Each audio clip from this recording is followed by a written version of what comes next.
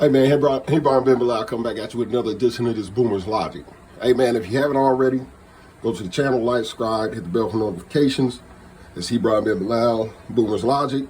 Without further ado, yesterday I was perusing the YouTubes and I ran across this article here in Rolling Stone by a lady named Goldie Taylor. It's titled, "Black Anti-Semitism Isn't Rare. It's Ingrained." You know, just like how they try to say that, black men are homophobic and blah, blah, blah. They used to scream that, you know what I'm saying? Oh, black men are just homophobic.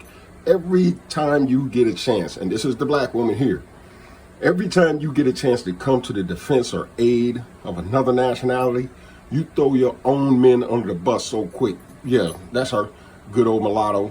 So I went on to the junk and the Rolling Stone page, and I actually read the article. It's short, you know what I'm saying? I suggest you go read it for yourself. Out the gate, she starts with the black men bashing. She takes her cousin, her male cousin, and utilizes him as the example. Because I guess he went to prison. He came out with the belief that, the Jewish power structure, the Jew this, the Jew that, we're the chosen children, all these particular things. And, she went out of her way to make sure that she just decimated the man's character. And this is what they do. Instead of saying, okay, I didn't agree with him and let that go, she went out of her way to talk about how he died a drunk, lost his license, took every opportunity to take aim at her own flesh and blood. And this is what they do. These black women will run to the aid of anybody but their own. And this is what she did in this article. And I'm going to speak on, I'm not going to say the miseducation because you haven't been educated. The uneducated black in regard to the Hebraic culture. Because the first thing you'll do is scream anti-Semitism. You don't even know what a Semite is. So let's get that understood. You don't even understand. I can guarantee I can ask 90% of you. You don't even know what a Semite is. So first thing, you're allowing this to come out your mouth. You don't even understand what it stands for. Secondly, she went on to say that the Hebraic culture, Islam, these particular things are just jailhouse theologies. First off, being a Hebrew has nothing to do with the theology, you ignorant half-breed. Has nothing to do with the theology. And that's what I talk about, the ignorance, being uneducated in regard to things before you put your mouth on it. That's what pisses me off the most. Get educated. See, when I was in prison, and Jack can attest to this, I used to debate with Christians a lot. It got to the point where I could see that they were ill-equipped to sit across, to stand in front of me and debate me. Because they were uneducated. You know the Bible, you've read the Bible, you memorized the Bible, but you haven't studied the Bible or the culture.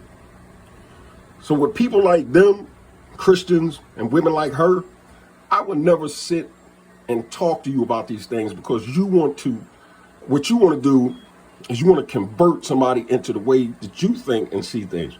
It's not about a conversation. This is with all black women. That's their new talking point. See, this can lead to a conversation. Man, I don't even want to have a conversation with you ignorant black heifers because this is what you do all the time. As soon as you can come to the aid of your masters, you jump off the porch with your hair on fire and say, "Master, let me have a master," especially this half-breed. Talking about, then she dogs Farrakhan. Now, let me say this. Farrakhan has nothing to do with, the Nation of Islam has nothing to do with the Hebraic culture. So don't align those two. Those have nothing to do with each other. So how the Nation of Islam and Farrakhan view the Jewish people is not a race. The Jewish people, that's all dealing with the NIO, the Nation of Islam.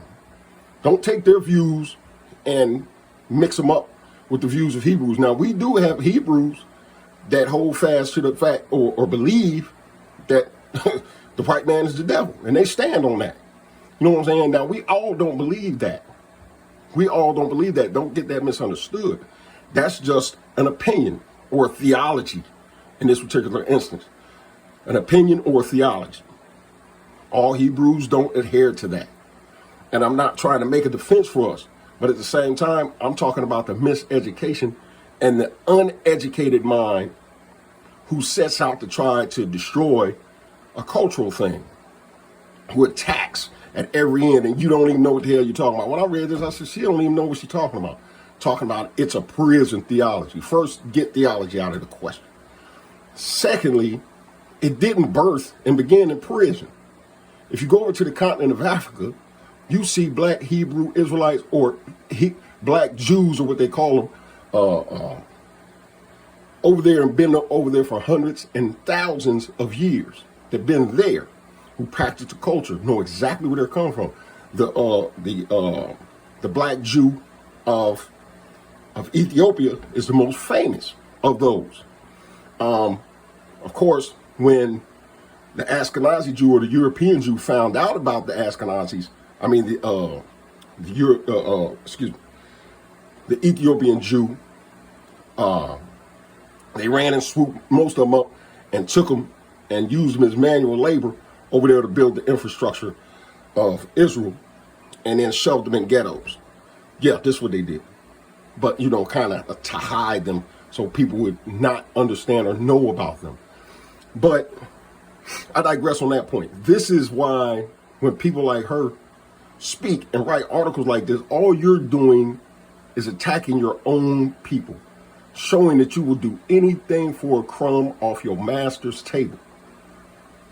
The Fat Joes and the Shaqs, the Charles Barkleys, y'all will stand up, man, and use your body as a shield to protect any harm from coming from them. Y'all remind me of Uncle Ruckus, man. When I read this article, all I could think about was Uncle Ruckus. This article is so ignorant. All she did was come in with a wrecking ball and just started just smashing black men. That's all she did through the whole article. She didn't prove NT points. Oh man, and at one point in the article, she just praised the Jewish, he doesn't know about this Jewish person, and he doesn't know about this Jewish person. Set them up. I said, boy, she got a mouthful of Jewish nuts, man. I said, I can't, boy, I said, boy, she's going at them Jews, man. She's eating them. She gobbling them up but by dubs. She got two of them in the line. Oh, man, I said, boy, go, hey, listen, go read the article for yourself. Get at me. Let me know what you think. It's deplorable, man.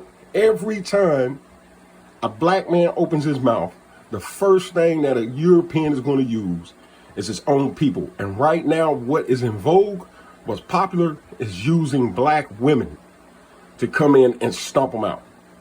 This is what's popular right now. Using the black woman's voice. Every time a black man rises up and opens his mouth, they use the black woman or the Hebrew woman to come in and snuff him out as quickly as possible. And boy, when I say y'all heifers, y'all come out swinging the sword. But the tides are going to turn. The tides are going to turn. Trust me. Trust me, the tides are going to turn. But I just wanted to give y'all this real quick, man. Something for y'all to consume today. Go check it out, man. Like I said, it's a Rolling Stone article. It came out November 6th. I discovered it yesterday. So, man, until the next one, love y'all and have a good one.